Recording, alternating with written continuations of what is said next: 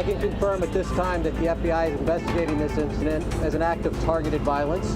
This must stop. To every politician who is using rhetoric demonizing ICE and demonizing CBP, stop. CBS 19 is continuing to follow a story out of Dallas where police are investigating a shooting at an ICE facility in Dallas. One ICE detainee was killed and 2 others wounded. Good evening, I'm Brennan Gurley. It happened just after 6:30 this morning at the Immigrations and Customs Enforcement Office along I-35 East. Dallas police, the FBI, the ATF are still there at this hour working to figure out what happened. Kevin Reese joins us now with the latest on tonight's investigation. Kevin.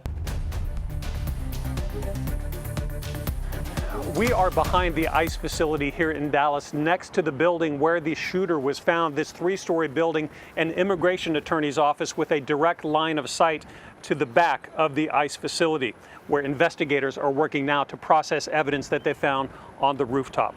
Here is what we know so far, is that 3 ICE detainees were shot, 1 killed, 2 in critical condition, by a shooter who opened fire on the ICE facility here in Dallas next to I-35 north of Mockingbird Lane.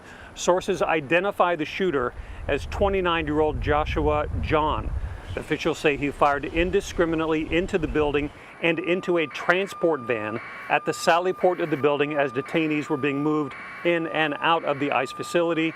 They are telling us that 1 detainee in the van was killed and the 2 others in the van, as I said, are in critical condition. The Dallas police chief says the shooter was found on the roof of a nearby building dead from a self-inflicted gunshot wound.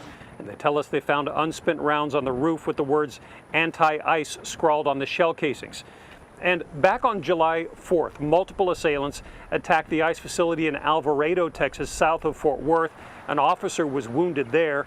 14 people have been arrested in that incident.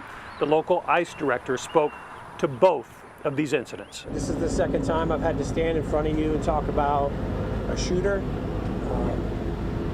at one of my facilities. And I think that the takeaway from all of this is that the rhetoric has to stop. It's just got to stop.